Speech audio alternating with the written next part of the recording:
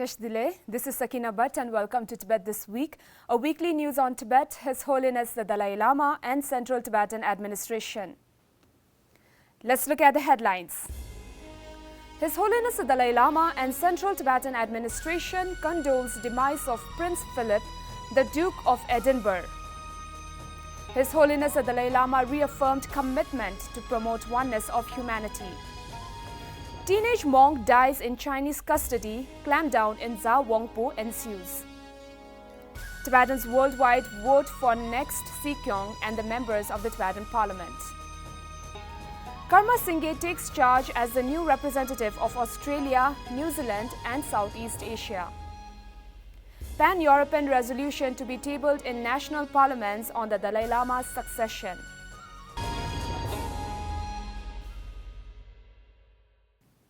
His Holiness the Dalai Lama and Central Tibetan Administration expressed condolences to the Britain's royal family for the demise of Prince Philip, the Duke of Edinburgh.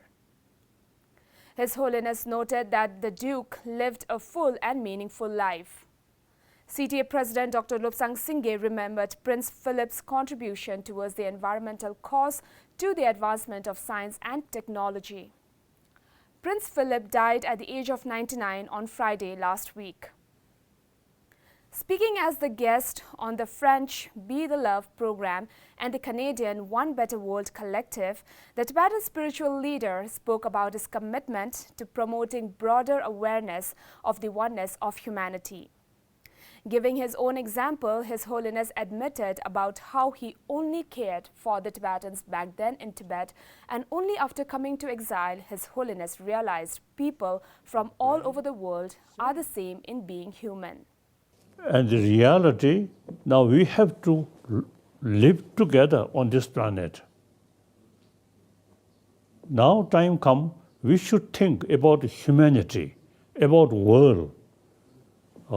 No longer talking my nation like that. His Holiness the Dalai Lama joined the program from his residence on Monday this week. After the death of the Tibetan monk Tenzing Nyima due to torture by Chinese police on 19th January, Chinese authorities have been carrying out operations to intimidate Tibetans in Za Wangpo, including police and commandos parading through the town of Za Wangpo, and a cleanup drive to confiscate His Holiness the Dalai Lama's pictures. Tenzing Nyima, also known as Tame, died of injuries sustained after he was severely beaten and tortured by Chinese authorities for participating in a peaceful protest along with 3 other monks on 7th November 2019 in Za Wangpo, Sherchol County, Karzai, Tibet's traditional Kham province. Following monk Tenzing Nyma's death, a number of local Tibetans posted messages of solidarity and condolences on their WeChat moments. Concurrently, a group of Chinese army arrived in Wangpo, who then detained and interrogated several local Tibetans for many days. Tibetans around the world casted their final vote for the next Sikyong, or the President of Central Tibetan Administration, and the members of the 17th Tibetan Parliament in exile on Sunday this week.